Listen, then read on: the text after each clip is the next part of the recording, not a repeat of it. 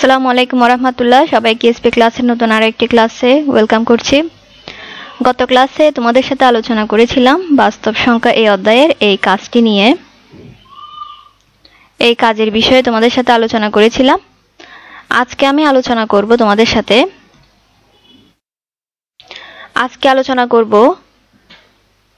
খুব গুরুত্বপূর্ণ একটি প্রশ্ন, যেটি সচরাচর আসে সবসময় পরীক্ষাতে। এই যে এই কাজটি নিয়ে আলোচনা করব। প্রমাণ করো যে √3 একটি অমূলদ সংখ্যা। √3 একটি অমূলদ সংখ্যা। এই অঙ্কের সমাধানটি নিয়ে আলোচনা করব। আমরা শুরু করি আলোচনাটি। দেখো, আমরা এই প্রশ্নটি কিভাবে সমাধান করতে পারি। শুরুতে উত্তর হিসেবে লিখতে পারি আমরা মনে করতে পারি যে, মানে লিখব মনে করি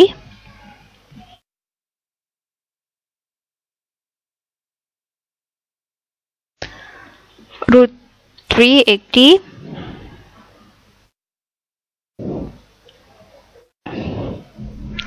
মূলদ সংখ্যা।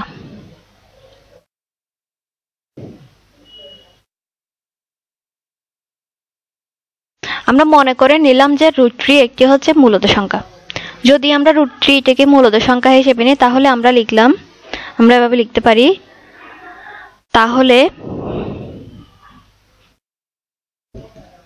এভাবে লেখা যায় √3 সমান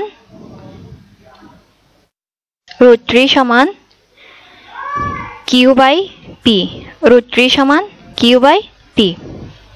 যেহেতু মাঝখানে সমান চিহ্ন আছে, এই জন্য আমাদেরকে এখানে বা দিতে হবে।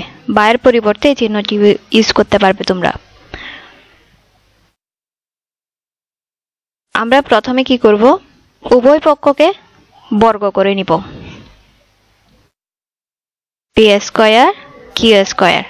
ঠিক আছে, উভয় পক্ষকে বর্গ করা হলে এখানে যেহেতু এখানে রুট চিহ্নটি আছে, যখন স্কয়ার আর রুট একসাথে থাকে তখন স্কয়ার আর রুট একত্রে এটা কেটে তোমার শুধুমাত্র থাকবে 3। তাহলে 3 সমান p²/q বা q²/p²। 3 সমান q²/p², বা 3 = p²।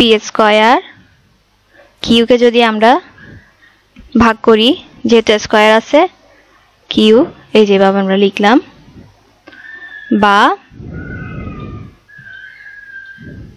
3 সমান বা 3 = আমরা এখানে কি করব, এর পরবর্তী লাইনে কিউটাকে উভয় পক্ষকে কি করা হবে, গুণ করা হবে। উভয় পক্ষকে কিউ দ্বারা কি করা, গুণ। p² ইনটু যেহেতু গুণ কিউ, বা 3 p হবে 3q ইকুয়াল, এই যে এই কিউ আর এই কিউ হচ্ছে তোমার কাটা যাবে। তাহলে উপরে থাকবে তোমার শুধুমাত্র p² আর নিচে থাকবে শুধু কিউ।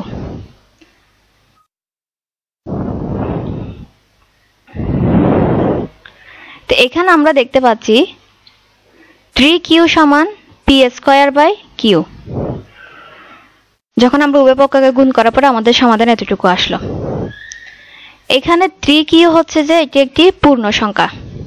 এটি একটি কি পূর্ণ সংখ্যা। কিন্তু p²/q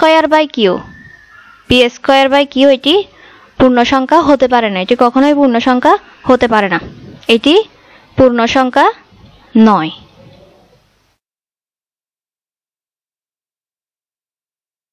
এখানে 3qটি পূর্ণ সংখ্যা, কিন্তু 3q ইকুয়াল যে আনসারটি আসছে q/p², এটি কোনোভাবে কি হতে পারে না, পূর্ণ সংখ্যা হতে পারে না। যেহেতু এটি পূর্ণ সংখ্যা আবার এটি পূর্ণ সংখ্যা নয়, তাহলে আমরা এখানে লিখতে পারি পরবর্তী লাইনে, সুতরাং যেহেতু একটি পূর্ণ সংখ্যা আবার অপরটি পূর্ণ সংখ্যা নয়, তাহলে এখানে আমরা লিখতে পারি q/p²,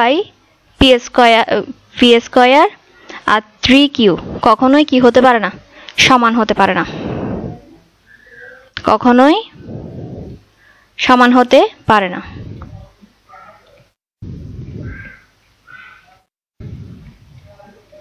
এখানে সমান হতে না পারার কারণটা নিশ্চয়ই বুঝতে পেরেছ, কারণ 3qটি পূর্ণ সংখ্যা কিন্তু q/p² পূর্ণ সংখ্যা নয়।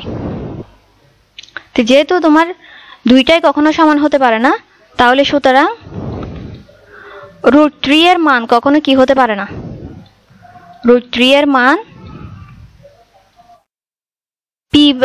q/p হতে পারে না কখনো, √3 এর মান q/p হতে পারে না, হতে পারে না। তো সুতরাং আমরা বলতে পারি, সুতরাং উত্তর হিসেবে আমরা এখানে লিখতে পারি, সুতরাং √3 হচ্ছে তোমার কি অমূলদ সংখ্যা। তাহলে প্রমাণ হলো যে √3 একটি কি সংখ্যা, অমূলদ সংখ্যা।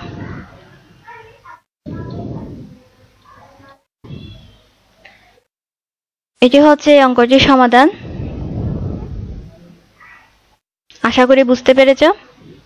পরবর্তী ক্লাসে তোমাদের সাথে আমি আলোচনা করব এর পরবর্তী যে কাজটি এখানে দেওয়া হয়েছে দশমিক ভগ্নাংশে নিয়ে, এটি নিয়ে আলোচনা করব। তো নেক্সট ক্লাসে অবশ্যই সাথে থাকবে, আর ক্লাসটি অবশ্যই তোমার ফ্রেন্ডসদেরকে শেয়ার করে দিবে। নতুন নতুন ক্লাস পাওয়ার জন্য অবশ্যই চ্যানেলটি সাবস্ক্রাইব করে রাখবে। আজকে এই পর্যন্তই। খুদা হাফেজ। আসসালামু আলাইকুম।